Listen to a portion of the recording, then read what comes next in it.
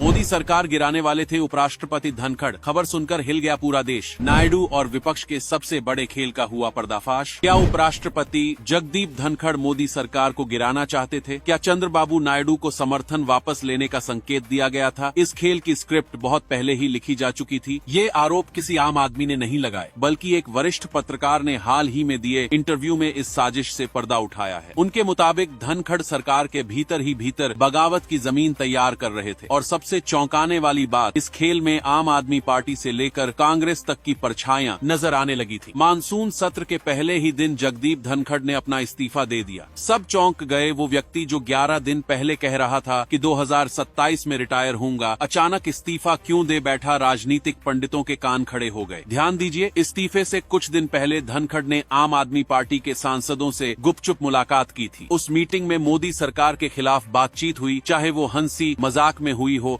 या गंभीरता से। ये बात सरकार तक पहुंच गई। फिर जो हुआ, उसने आग में घी डाल दिया। एक बैठक में जब केंद्रीय मंत्री शिवराज सिंह चौहान पहुंचे तो धनखड़ ने बेहद अभद्रता से व्यवहार किया। सिर्फ शिवराज सिंह ही नहीं, और भी कई मंत्रियों को उन्होंने अपने कर्मचारी की तरह ट्रीट किया। उनके ओएसडी को बुलाकर आदेश देने लगे। मोदी सरकार के भीतर गुस्सा उबलने लगा। सरकार को लगने लगा ये उपराष्ट्रपति नहीं, एक पैरेलल सरकार चला रहे हैं। धनखड़ की सोच थी कि उपराष्ट्रपति को भी प्रधानमंत्री जैसी पावर मिलनी चाहिए और उन्होंने ये बात बार बार जताई। लेकिन असली टकराव शुरू हुआ तब जब अमेरिका के उपराष्ट्रपति जेडी वांस भारत आए। धनखड़ ने जिद पकड़ ली, जेडी वांस से 1-on-1 मीटिंग चाहिए। सरकार ने समझाया भारत और अमेरिका के उपराष्ट्रपतियों की भूमिका अलग है, लेकिन धनखड़ नहीं माने। गुस्सा और गहराया। अब आइए असली धमाकेदार मोड पर। धनखड़ को लगने लगा था कि उन्हें भी पीएम जैसी वीआईपी गाड़ियां मिलनी चाहिए। फिर शुरू हुई मनमानी नियुक्तियों की लिस्ट। यूनिवर्सिटीज में, दूरदर्शन में, यहाँ तक कि अपने रिश्तेदारों को भी पद बांटे गए। यहाँ तक कि कांग्रेस सांसद और रॉबर्ट वाड्रा से जुड़े उनके दामाद का नाम सामने आया। ये सब संकेत दे रहे थे कि धनखड़ अब पूरी तरह सरकार के खिलाफ मोर्चा खोल चुके हैं। अब आते हैं सबसे विस्फोटक दावे पर। धनखड़ कुछ विपक्षी नेताओं से कह चुके थे, चंद्रबाबू नायडू को कहिए समर्थन वापस ले ले, सरकार गिर जाएगी। जी हाँ, नायडू के जरिए एनडीए को तोड़ने की प्लानिंग चल रही थी। इतना ही नहीं, किसान आंदोलन से जुड़े नेताओं से भी धनखड़ संपर्क में थे। अंदर खाने एक बड़े विद्रोह की स्क्रिप्ट लिखी जा रही थी और जब जजों के खिलाफ महाभियोग प्रस्ताव आया तब मामला फूटा। धनखड़ चाहते थे 2 जजों पर कार्रवाई, जबकि सरकार सिर्फ एक नाम पर विचार कर रही थी। लेकिन धनखड़ विपक्ष से पहले बात कर चुके थे। सरकार को जब पता चला कि विपक्ष के पास मीटिंग की जानकारी थी पर लीडर ऑफ हाउस को नहीं, बस वहीं से सरकार का भरोसा टूट गया। फिर क्या था, सरकार ने अल्टीमेटम दे दिया, या तो खुद हट जाइए या कार्रवाई के लिए तैयार रहिए। धनखड़ समझ चुके थे कुर्सी पर रहकर बेइज्जती झेलनी पड़ेगी, इसलिए